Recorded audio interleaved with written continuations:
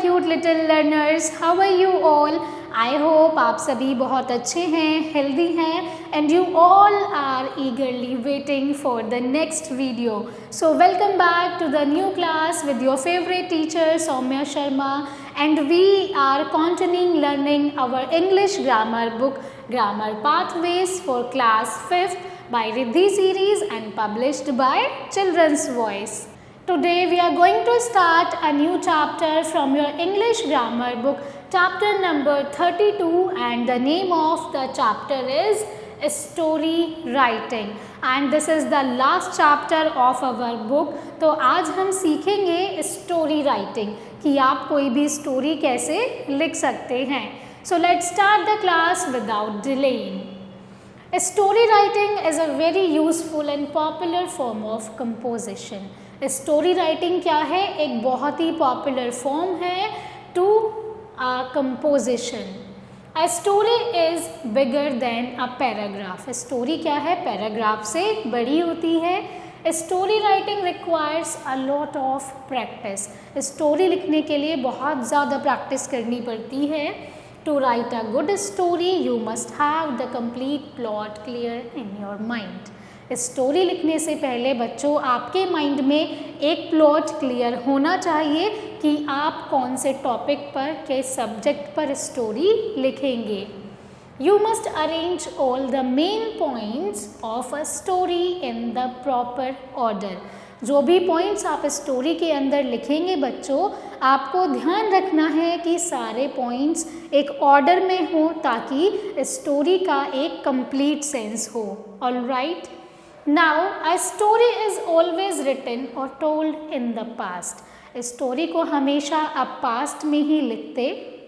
A story is always written or told in the past. कोई भी story को आप हमेशा पास्ट में ही लिखते या फिर बताते हैं. Therefore, you should use only the past tense in writing a story. जब भी आप स्टोरी लिखेंगे तो आप कौन से टेंसेस यूज़ करेंगे बच्चों? आप हमेशा पास्ट टेंस यूज़ करेंगे. Hints for writing a story. अब यहाँ पर आपको कुछ हिंट्स दिए गए हैं कि आप कैसे स्टोरी लिख सकते हैं. Have a clear thought of the plot of the story in your mind before beginning to write. लिखने से पहले बच्चों आपके माइंड में स्टोरी का जो प्लॉट है वो क्लियर होना चाहिए. Include every point given in the outline while writing the story. अब जितने भी आपको आउटलाइन पॉइंट्स दिए गए हैं स्टोरी को लिखने के लिए, उन सभी आउटलाइन पॉइंट्स को इंक्लूड कीजिए.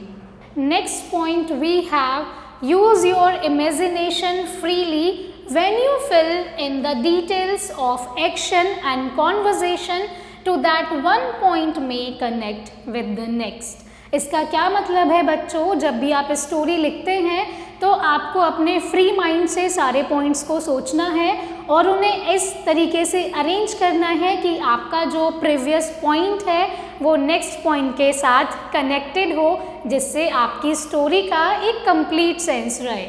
Next point, make your story interesting by adding a few sentences in the beginning, in the middle and at the end. आप अपनी स्टोरी को इंटरेस्टिंग बनाने के लिए स्टोरी के स्टार्टिंग में, मिडिल में और लास्ट में कुछ इंटरेस्टिंग पॉइंट्स को ऐड कर सकते हैं. Conclude your story in a natural way. जब भी आप अपनी स्टोरी को कंक्लूड करेंगे तो बहुत ही नेचुरल तरीके से कंक्लूड करना है, सो दैट वो स्टोरी बहुत ही नेचुरल लगे. आगे चलते हैं. Now we will see development of a story from an outline. अब अगर आपके पास कुछ आउटलाइंस गिवन हैं तब आप उनको यूज़ करके कैसे एक स्टोरी डेवलप कर सकते हैं. Let's see few outlines that are given. Specimen outline. A hen lays a golden egg every day. The greedy farmer desires to become wealthy overnight. Eager for name and fame, picks a sharp knife, kills it, finds no golden eggs, feels distressed and is sorry. तो I hope मेरे प्यारे बच्चों ये जो outline आपको दी गई है, ये स्टोरी आपने सुनी है कि एक हैन होती है जो गोल्डन एग्स ले करती है, बट उसका ओनर बहुत ही ग्रीडी होता है।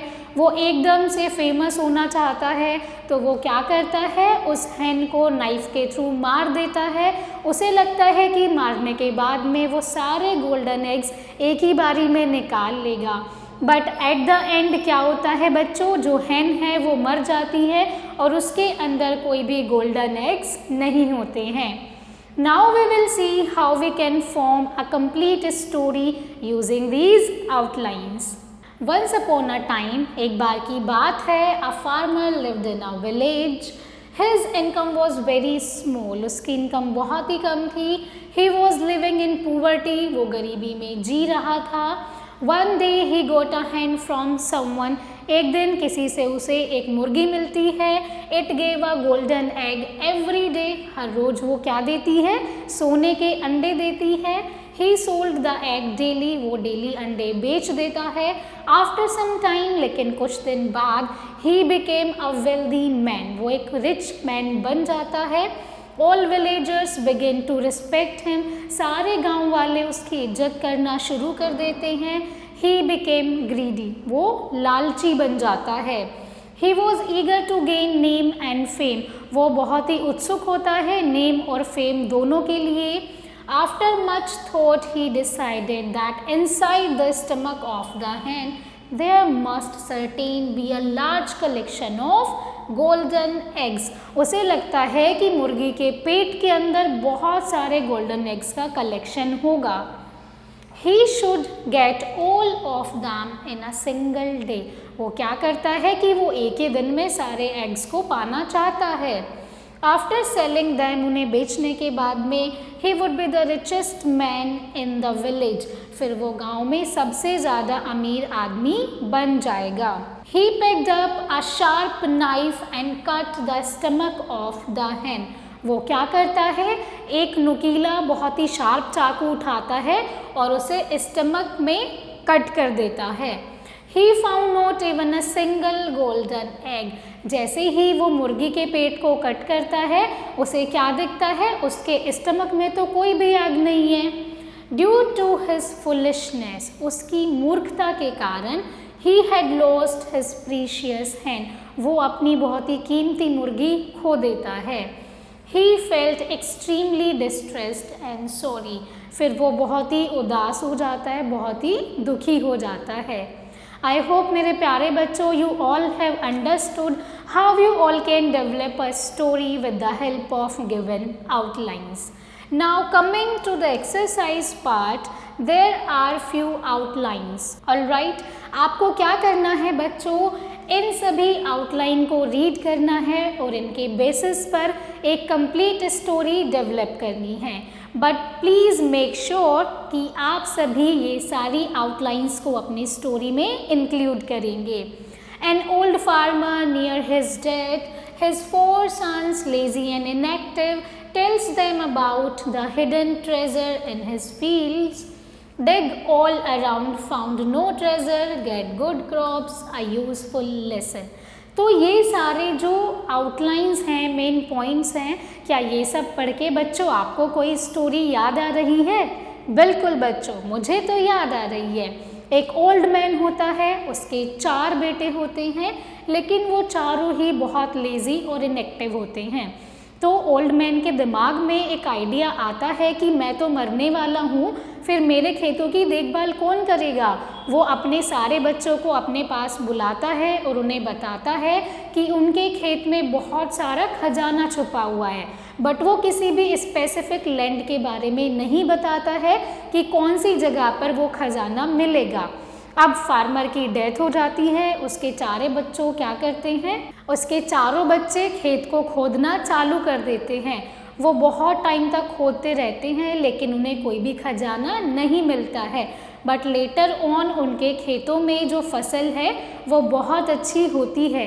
तब उन्हें समझ आता है कि पिताजी ने झूठ बोला है, खेतों में कोई भी खजाना नहीं था। वो बस चाहते थे कि हम मेहनत करें और मेहनत से हमारी जो फसलें हैं वो अच्छी हो जाएंगी। ऑल राइट, ऐसे ही आप रिमेनिंग आउटलाइंस को रीड करेंगे और उनके बेसिस पर स्टोरी को डेवलप करेंगे। ऑल राइट, सो मेरे प्यारे बच्चों, keep learning and keep practicing and develop each story one day. That's all for today's class. My dear children, I hope you enjoyed a lot. Thank you so much for watching and learning with me. I will see you all in the next class. Till then, keep learning and keep practicing.